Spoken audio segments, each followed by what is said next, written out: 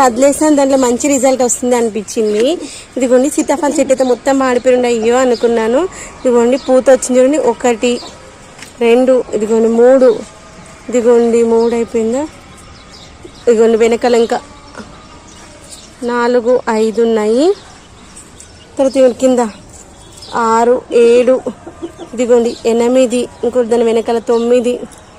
పూతనైతే మంచిగా వచ్చింది. ఒక్కటన్నా నిలబడితే చూడాలి. లాస్ట్ టైం కూడా వచ్చినాయి బాగానే.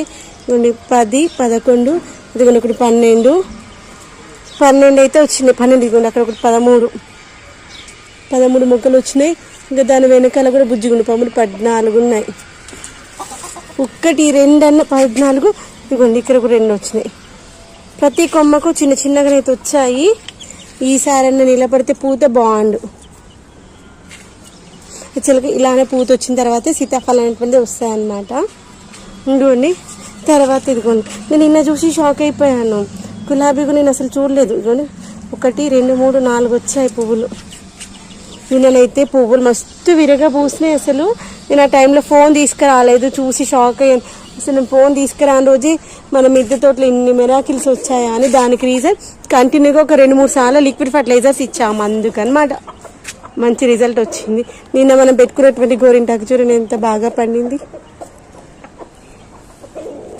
సీతాఫల్కి మంచి పూత వచ్చిందని చెప్పాను కదా. ఇదిగోండి యాక్చువల్గా ఇలా అయితే వచ్చాయన్నమాట. ఇలా వచ్చాక ఇదిగోండి నెక్స్ట్ ఇలా బ్లాక్గా ఫామ్ అయిపోతున్నాయి అనమాట. అంటే అవి మళ్ళీ అక్కడ మనకి కాయ వస్తుందా లేదా తెలియట్లేదు. ఇదిగోండి అవి 2 కూడా అలా పెద్దగానే కట్లయినాయి అనమాట. ఇదిగో నెక్స్ట్ ఇది పెద్దగా అయింది. ఇంకేమన్నాయేమో చూద్దాము. గంతే, కానీ బుజ్జిగానే ఉన్నాయి. యాక్చువల్గా అది కాయ రావాలంటే ఎప్పుడు వస్తుందో చూద్దాం. ఇదిగోండి గులాబీలు అయితే చూడండి ఎంత మంచిగా వచ్చాయో. ఈ చిట్టి గులాబీలు అయితే ఇంతకుముందు మస్తు గుత్తులుగా వచ్చేవి. ఇప్పుడు ఇవి మాత్రం వచ్చాయంటే హ్యాపీ అనిపించింది. ఇంతకుముందే కనకాంబరాలకి ఇట్లా అన్నీ తెంపేసిన.